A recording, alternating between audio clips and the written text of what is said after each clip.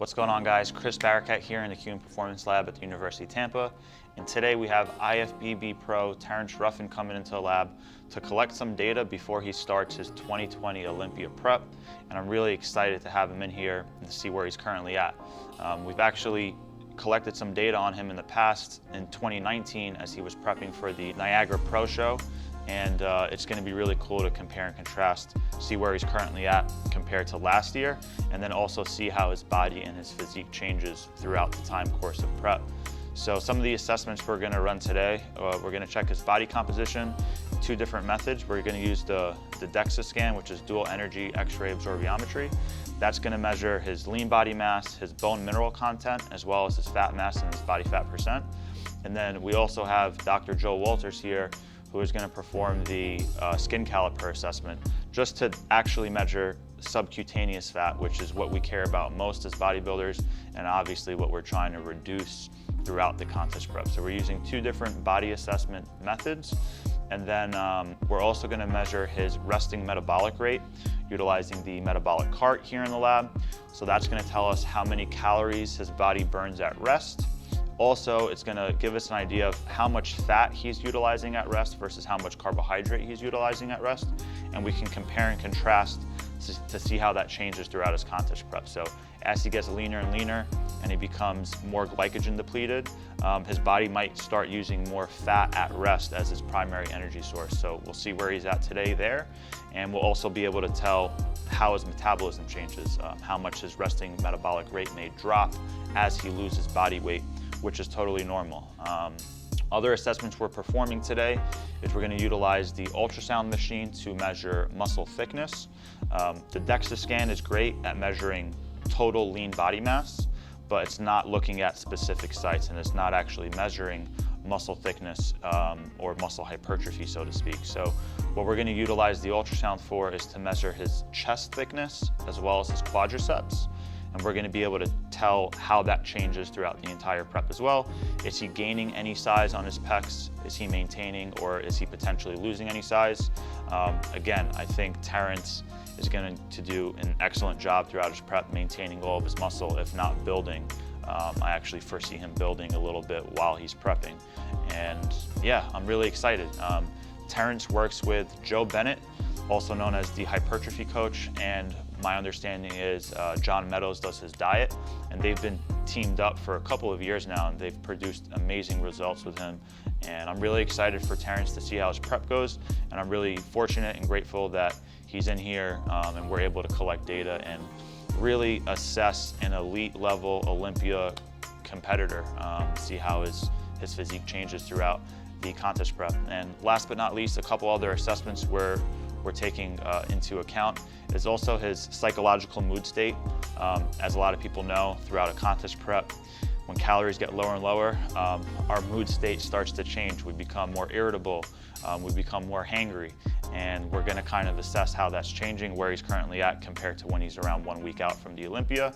And we're also going to assess his sleep quality and take a couple of other assessments by looking at blood work and a whole other panel. All right, guys, so Terrence completed his Dexa Scan earlier this morning, and right now he's weighing 189.2 pounds, and he's actually sitting at 8.7% body fat already. Very, very lean because he has so much freaking muscle on his body. And what we can do is, what I'm gonna do right here is actually compare his results compared to June of 2019, when he came in at a very similar body weight.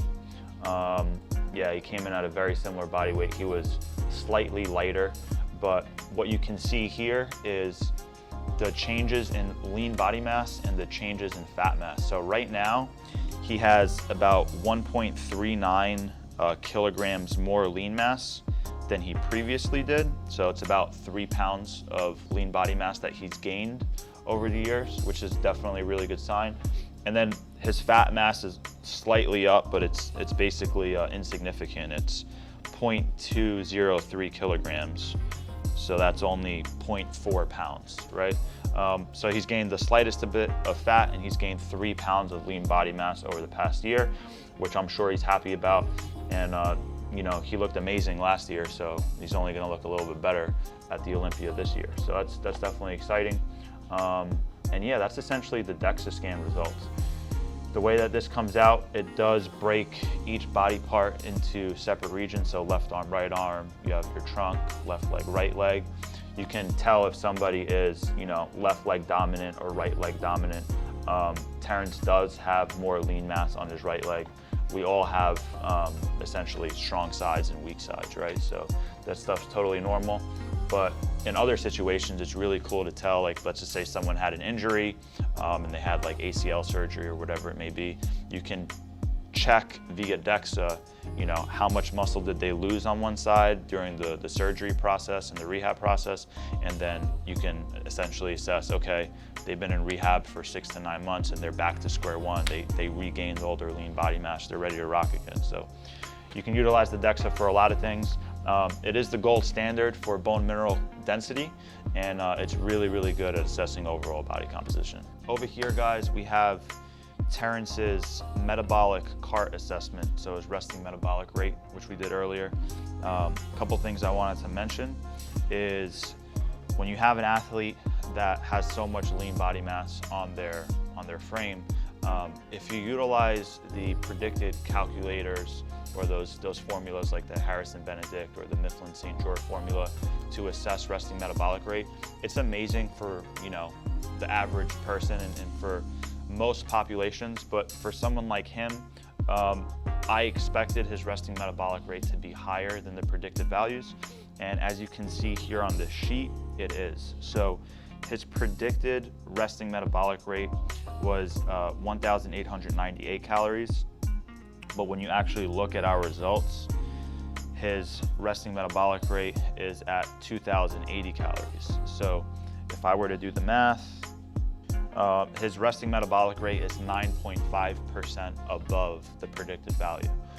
So he's in a really good spot.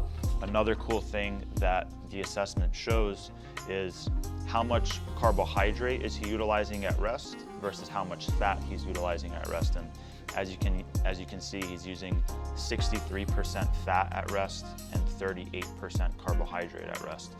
And this is something that might change throughout the contest prep. So as he gets leaner and leaner and as he becomes more glycogen depleted, if his liver glycogen is depleted first thing in the morning, his muscle glycogen is depleted because his carbohydrates have come down throughout the prep, he might not have carbohydrate substrate to tap into for energy. So the amount of carbs he's burning at rest might decrease and the amount of fat he's burning at rest might increase. So we'll see how that changes over time. It's normal for your resting metabolic rate to dip as you contest prep and as you diet. There's a few reasons for that. A, when you're losing total body weight, your resting metabolic rate is supposed to go down. But then there are some negative metabolic adaptations that do occur. You do have a decrease in your thyroid function. So a lot of people see things like T3 and T4 decrease. So a lot of hormonal changes that occur during a contest prep can negatively impact your resting metabolic rate.